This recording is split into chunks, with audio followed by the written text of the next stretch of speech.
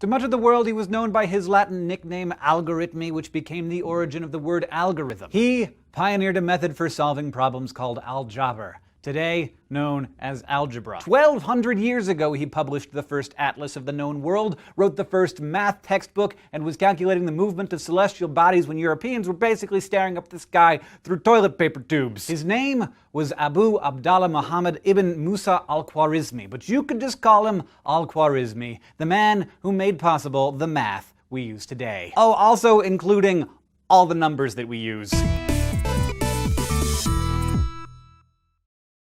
Though his most lasting legacy was introducing so-called Arabic numerals to much of the world, he wasn't an Arab. He was most likely Persian. Born in what is now Uzbekistan around 780, al-Khwarizmi first appears in historical records as an instructor at one of the great ancient Islamic learning institutions, Baghdad's House of Wisdom. The House of Wisdom was actually a crossroads of the great civilizations of the ancient world: Babylon, Greek, Hindu, Arabic, Persian, and al-Khwarizmi liked to wet his beak in the knowledge that each had to offer. He studied the ambitious math of the Greek scientist Ptolemy, for example, who had tried to measure the world. But al-Khwarizmi discovered that Ptolemy's calculations were wrong, so he corrected and reorganized all the data. With new coordinates and the help of some 70 geographers under his direction, he compiled a book called The Face of the Earth, a complete explanation of the geography and cartography of the known world, thought to be the first of its kind. He was also the official astronomer of the court in Baghdad, and as part of his duties, he compiled charts that tracked the moon and 5 planets. These tables turned out to be so useful and accurate that centuries later they would be translated into Latin and Chinese and circulated around the world. But his real passion was for mathematics, and he eagerly accepted a commission from Muslim leaders to come up with a text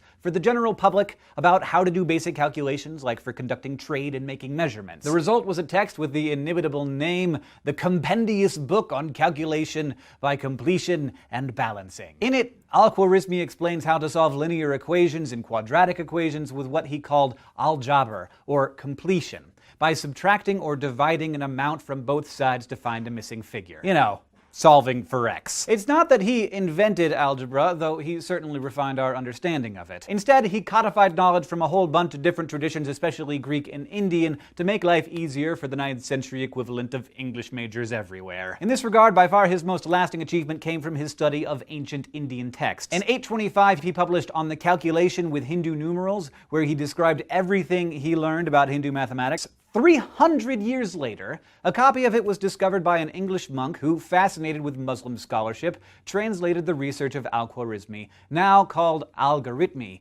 into Latin. Soon, Europe's scholarly elite was eating it up. The Hindu system was way easier and more intuitive than Roman numerals, which used a base 10 for counting and a base 12 for fractions, and had no concept of zero. Men of science began advocating for the use of what became known as Arabic numerals, chief among them Italian mathematician Fibonacci, who wrote a whole book about them in 1202. But of course, medieval Europe, it wasn't really all about the new ideas with all the burning people at stakes in the Inquisitioning. In 1299, the city of Florence, Italy actually passed a law forbidding the use of the numerals. It wasn't until the 1500s that the numbers began to take hold among merchants as well as scholars. But by that time, al-Khwarizmi was forgotten to history. Which is why we still call the numbers that the whole world uses today Arabic numerals, despite the fact that the guy we have to thank for them wasn't Arab, and the numbers themselves were Hindu.